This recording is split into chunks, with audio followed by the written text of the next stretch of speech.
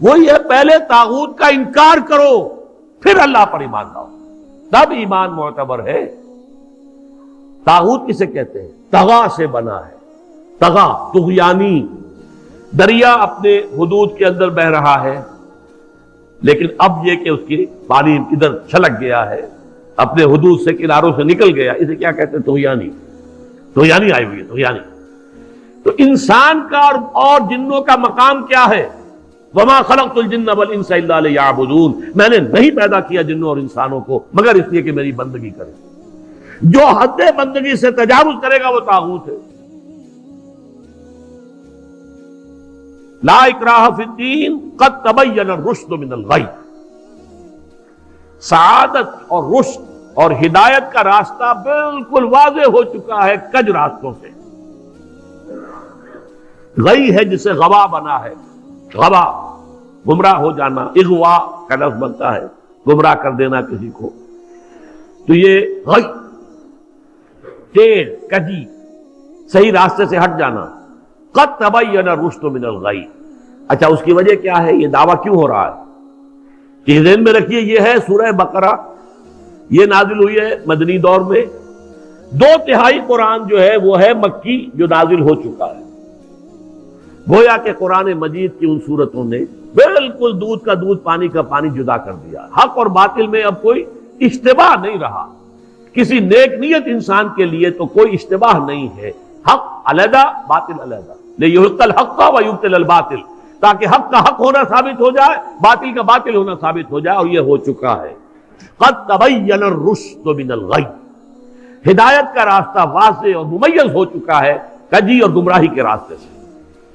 فمن یکفر بالطاغوت ویؤمن باللہ فقد استمسک بالعروۃ الوثقی لا انفصام لها واللہ سمیع علیم۔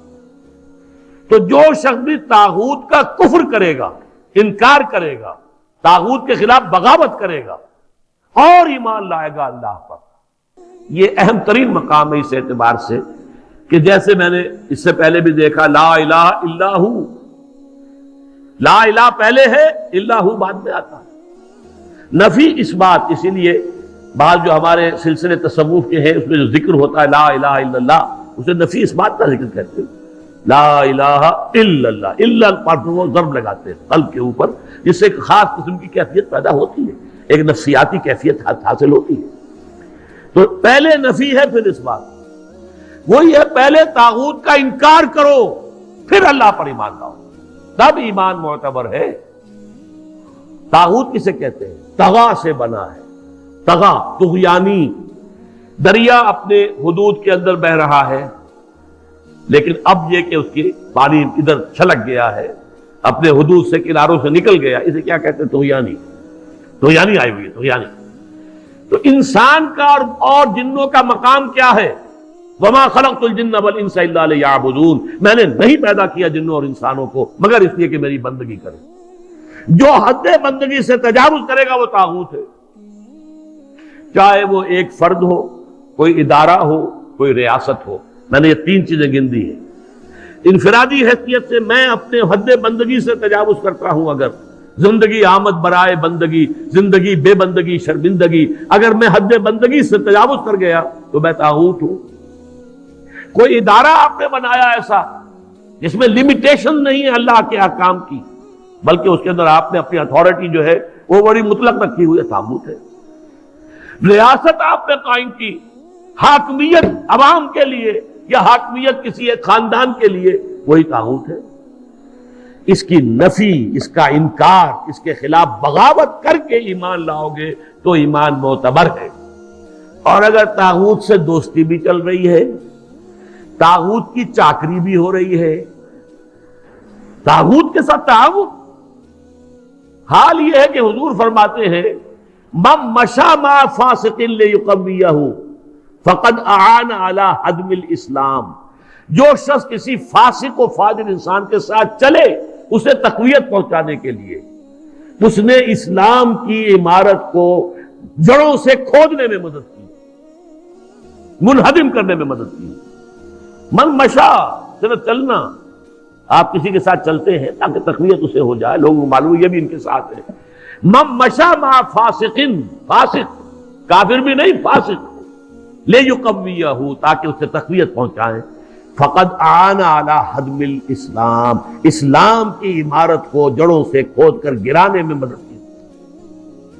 ایک اور حدیث میں آیا اذا مدح الفاسق، جب کسی فاسق کی مدح کی جاتی ہے، غضب اللہ تعالی واہتز لہ العرش، اللہ تعالیٰ انتہائی غضبناک ہوتے ہیں اس درجے کہ عرش کانپنے لگتا ہے، تھرا اٹھتا ہے عرش، اتنا غضب آتا ہے اللہ تعالیٰ کہ ایک شخص میرا باغی ہے، میرا فاسق ہے، فاجر ہے، اور اس کی مدح کی جا رہی ہے۔ اب اس کی روشنی میں آپ اپنے طرز عمل کا جائزہ لیجیے۔ لگے ہوئے ہم اسی نظام کی چاکری میں، اسی نظام کو تقویت پہنچانے میں۔ کہاں ہے اللہ کے ساتھ؟ ان سے ہم نے کہاں بغاوت کی؟ الآن جیسے کہ مجھے واقعہ یاد آ گیا حضور کا، کہ حضور اور حضرت عمر ساتھ ساتھ چل رہے ہیں، کوئی چہل قدمی ہے یا کچھ اور معاملہ ہے۔ حضور پوچھتے عمر تمہیں مجھ سے کتنی محبت ہے؟ عرض کیا کہ حضور آپ مجھے دنیا کے ہر انسان سے زیادہ محبوب ہیں۔ اب آپ آنکھوں میں آنکھیں ڈال کر پوچھتے ہیں اور اپنی جان سے؟ اب ایک تو اندازہ کیجئے کہ یہ سوال کسی ایسے شخص سے نہیں کیا جا سکتا جس سے ذرا بھی بال برابر بھی بودھ ہو دل میں، تو خالص وہ بہت ہی مقرب ہوگا، اسی سے یہ بات کہی جائے گی۔ اپنی جان سے؟ تو حضرت عمر نے تھوڑا سا توقف کیا، پھر عرض کیا ہاں اب میں کہتا ہوں کہ آپ مجھے میری جان سے بھی زیادہ عزیز ہیں۔ فرمایا الآن، اب پہنچے ہو تم اس مقام پر کہ جہاں ہونا چاہیے۔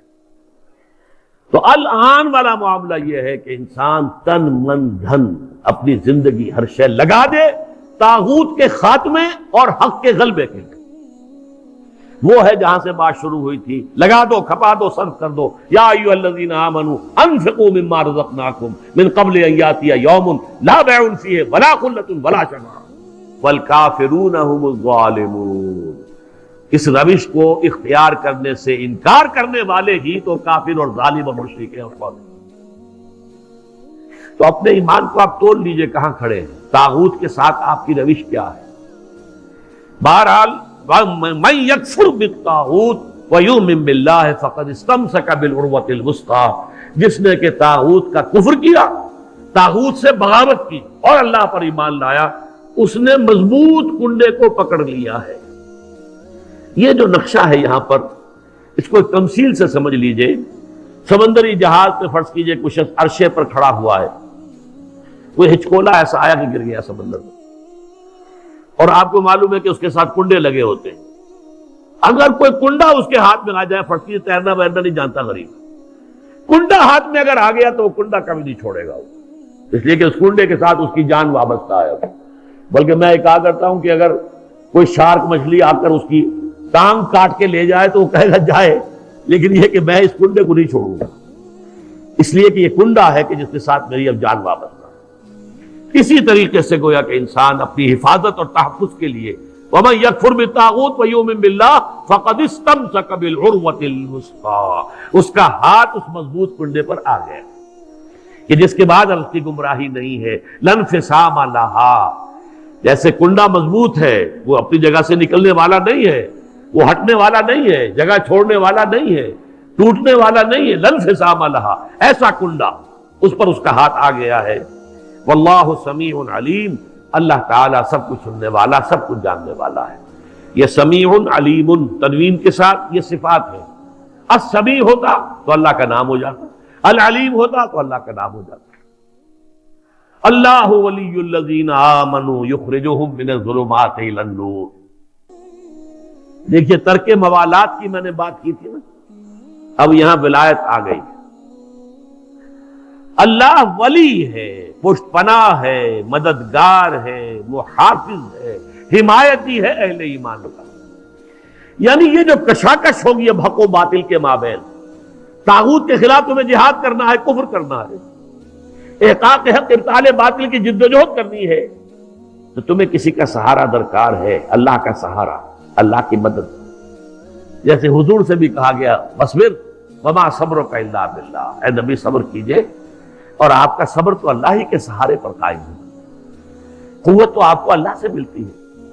مسلمانوں سے کہا گیا وَاسْتَعِينُوا بِالصَّبْرِ وَالصَّلَاةِ، مدد حاصل کرو صبر سے بھی اور نماز سے۔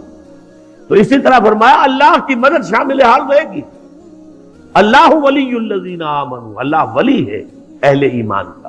اور یہ رشتہ جو ہے موالات باہمی یا جسے ولایت باہمی کہتے ہیں، یہاں بھی ذرا سمجھ لیجئے، دو لفظ ہیں ہمارے ہاں، لوگ اس کو ایک دوسرے میں کنفیوز کر دیتے ہیں۔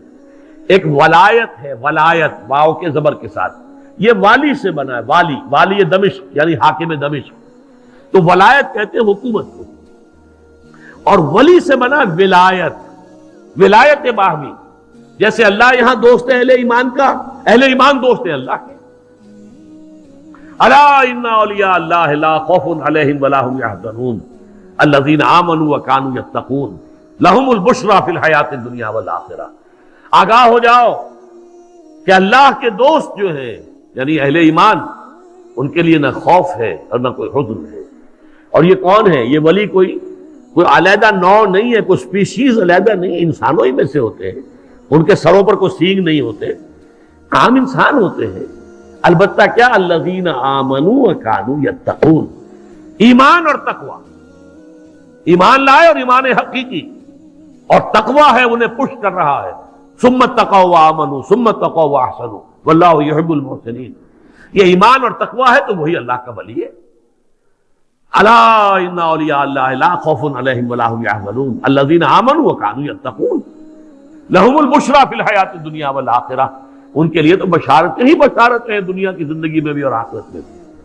تو وہ ہے ولایت، اللہ کے بندے اللہ کے ولی ہیں، صاحب ایمان۔ یہاں اللہ ولی ہے اہل ایمان، جو بھی وہ طاغوت کے خلاف جد و جہد کریں گے، کشاکش کریں گے، محنت کریں گے، انفاق جان و مال کریں گے، انفاق مال اور بذل نفس کریں گے، وقت خرچ کریں گے، اپنی قوتیں لگائیں گے، جان و مال کے اوپر خطرات مول لیں گے، اپنی اولاد کو انویسٹ کریں گے، تو اللہ تعالیٰ ان کی مدد کرے گا، پشت پناہ ہوگا قدم قدم پر۔ اللہ ولی الذین آمنوا یخرجہم من الظلمات الی النور، اور وہ انہیں نکالتا رہتا ہے اندھیروں سے روشنی کی طرف۔